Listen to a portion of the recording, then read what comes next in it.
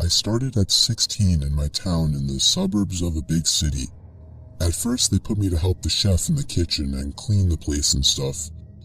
2 months later, my boss told me that on the days off of the main delivery boy, I would deliver, and I said yes, of course. Then all of a sudden, the delivery boy quit when he came from delivering a pizza at this one house. He looked traumatized and shaken, like something with his face and his eyes. He went into my boss's office and they argued for about 15 minutes. Then he came out and said, "Good luck, kid," then told me he had quit. I asked why and he said, "Just a shitty job, that's all." He then patted me on the back and left. I knew it was something else than just a shitty job, but I didn't think much of it. That was the last time I saw him. So for the next couple of weeks, I was the delivery boy till they could find someone that can deliver pizzas. About 2 weeks into me delivering pizzas, my boss gave me the address to a house, and as usual I put in the GPS and went over. Watching the sunset while driving over there, I was hoping it'd take 2 minutes tops so I could get home. Unfortunately, it was in the rural side of town, where the houses are like a quarter mile from each other. I stopped in front of the 2-floor house and looked at it. I got the creepiest feels when I stared at it. Lawn not cut, with weeds, dead trees, and the old porch with no chairs or flower pots or tables, just plain. It seemed abandoned, but I got out anyways and knocked on the door. I was hoping my boss gave me the wrong address or something so I could get the hell out of there. Then the door lock started to shake and the door opened. It was an old lady, at least 70 years old or something around there, with white hair, teeth missing, and skinny, very short too, but her eyes just glaring at me. It really freaked me out. I figured if I was nice, things would turn out okay after all. "Pepperoni pizza, ma'am?" I said as friendly as I could. "Yes," she said with a hoarse voice as if she had a sore throat. "Alrighty, here you go." I handed the pizza over, but she just looked at it with no emotion and didn't take it, getting her purse. "Did you come with someone else?" I froze, then quickly looked up at her, still glaring at me. That question really frightened me. No," I said. "Where's the other one? He ran off on me last time he came." "Ran off?" I thought. It didn't make sense. "He quit some weeks ago," I said. Then she got her purse and started searching for money, or so I thought. She did for about a minute, the longest minute ever, and with the hands in her purse, she stopped and looked at me, not in a look of surprise or in confusion, but just like as if she was thinking really hard on something. I could tell she was holding something in her right hand inside the purse, but I couldn't see what. I really started to freak out at this point. What if it was pepper spray, or a knife, or even a gun? I mean, what could take her so long to get $10 out of her purse? Then, behind her, I saw a shadow. A silhouette of a man coming to the door. And all of a sudden, I heard footsteps crushing the leaves on my left side next to the porch, and a man's deep voice saying, "Hey." I looked over and saw a head of a middle-aged man with a look of anger peeking over the porch. This guy then started to climb the porch, and that was when I realized I had enough. I darted to my car, threw the pizza inside, turned it on, and drove off. I didn't look back as I drove off in the dark. I had to lie and pay for the pizza out of my own pocket, but it was worth it. On the day I quit, I decided to tell my boss what happened that evening, to which he freaked out as well and asked me why I hadn't told him. He said James told him something like he just walked out of there and didn't pay attention to her. My boss then called the cops to look into the sketchy situation, and he told me I could leave. About 2 days later, he called back, saying the cops had the house registered as foreclosed for over a year, and they found 3 people living in there when they broke in, which were 2 men and the old lady I encountered. They were arrested, and he didn't tell me anything else. I'm still traumatized, and I don't know what would have happened if I would have waited. They could have easily jumped me, but thank God I quit afterwards, and I'm still alive. I'll never forget the time I was covering my friend's shift at a pizzeria we worked at. He was the delivery boy, while I was usually the one manning the register. On that night, I made 2 real deliveries to normal people. Then, my manager gave me one final delivery for the night. It was 5 miles away, which was a long drive for what I was used to. The GPS told me to turn off the highway into some very quiet town. Somehow, I'd never even heard of this town. The GPS took me down some side roads that were even more dead than the main streets in this town. Half of the street lights weren't even on. I didn't like the looks of this place. I just wanted to deliver the pizza and be gone. So I arrived to the house. It was a single-floor little thing. I rang the bell, and almost immediately the door swung open. There was an older man, maybe in his upper 50s, that opened the door. His few hairs left on his head were gray, and he had a very pale face with a gray mustache. He gave me a smile and told me he'd be right back. He walked away into his house out of view, and I just stood there in the cold, waiting for him. I was a little uncomfortable with the area, and the looks of the guy answering didn't help. The sound of stomping on the creaky floors inside the house came to the door as the man appeared back in the doorway with a smile. He said I should come inside where it's warm while I waited. I told him it's okay, but he just started nudging for me to come inside. I cannot justify my actions, but it was like 5 degrees outside. I foolishly stepped inside the sketchy stranger's house. He shut the door behind me and stepped off into another room in a hurry. It wasn't even much warmer in the house. He clearly didn't even have a heating system.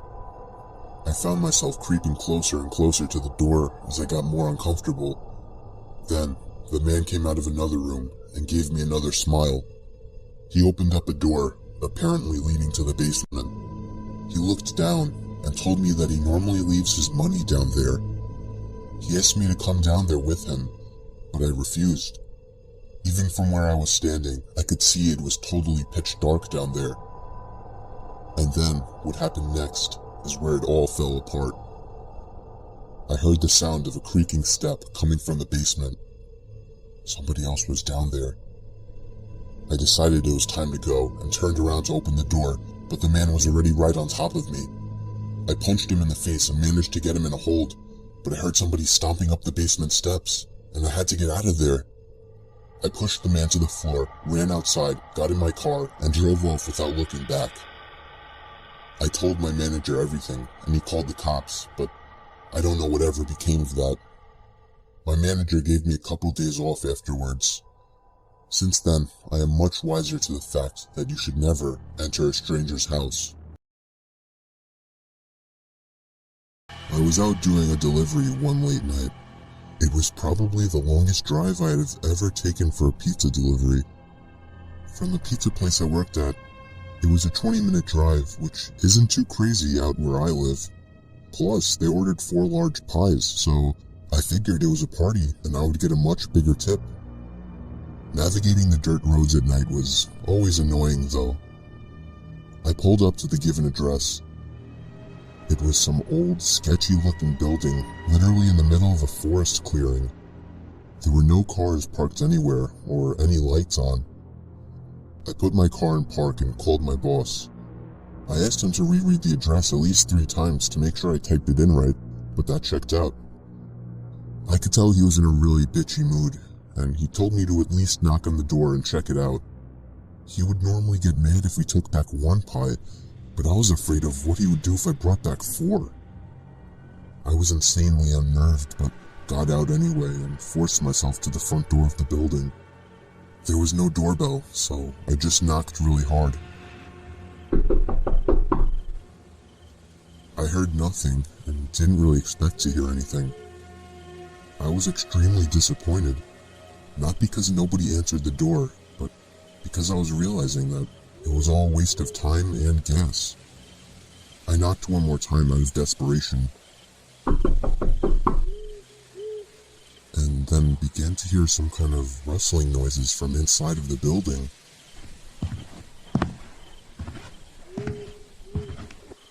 I knocked again and yelled that I was the pizza guy. They were silenced now. I felt a bit more uncomfortable now than before. But before I could turn around, I noticed something at the window. There was someone looking through the window. I couldn't tell if it was a man or a woman. All I noticed were their eyes. Their eyes were open wider than I knew possible, staring intently at me. I was disturbed enough by this and dropped the pizzas and ran back to my car. The shitty thing wouldn't start until turning the key for the third time. I drove off the grass and back onto the dirt road, but I felt the car rocking about, shaking and bumping. Something wasn't right. I didn't make it far from the building before I started hearing a sharp scraping sound coming from outside. There was so much resistance that I couldn't even drive. The car came to a stop. I got out of the car to check what the hell was wrong. A chill ran up my spine as I began to feel like my heart was constantly skipping beats. My tires had been slashed and had completely fallen off the rim. Not just the front though. All 4 tires were slashed. I realized somebody did this when I was knocking on the door to that building. Instead of running, I got back in the car and locked the doors. I was so close to that building, I could practically see it from where I was, if it weren't for the trees blocking the view. I dialed 911 and explained everything to the operator. She told me the cops would be over as soon as possible and that I need to stay hidden. I asked her if it was advisable to stay in the car or run, and she told me it would be best to stay in the car with the door locked. She asked me to stay on the line with her until the cops arrived. My whole body was shaking.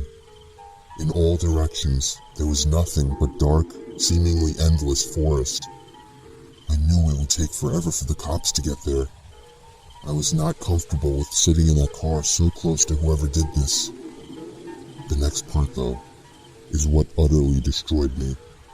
It still shakes me to this day, and I hope nobody ever has to experience this kind of fear. As I was scanning all the windows, making sure nobody was outside, I looked in the rearview mirror, and there was the same person I saw at that window. Eyes open wider than ever. I could see now that it was a woman, and I could ever so slightly see a smile begin to spread across her face. I opened my door and full-on sprinted into the woods, not caring how much noise I made. I ran until I was out of breath, which didn't take long, and I hid behind a giant log on the ground.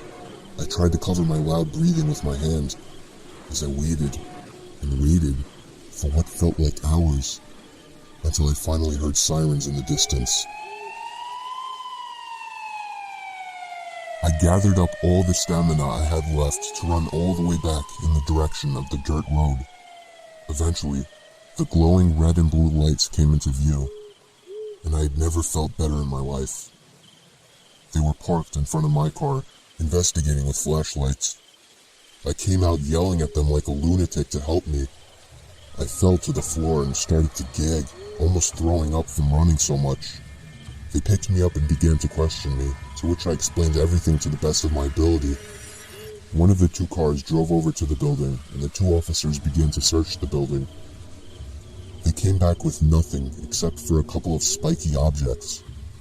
These objects were exactly the same as the ones used to slash my tires. The cops guessed that it was some kind of sick, demented couple, being that I saw the woman, but unfortunately they were never found, and that still kills me to this day.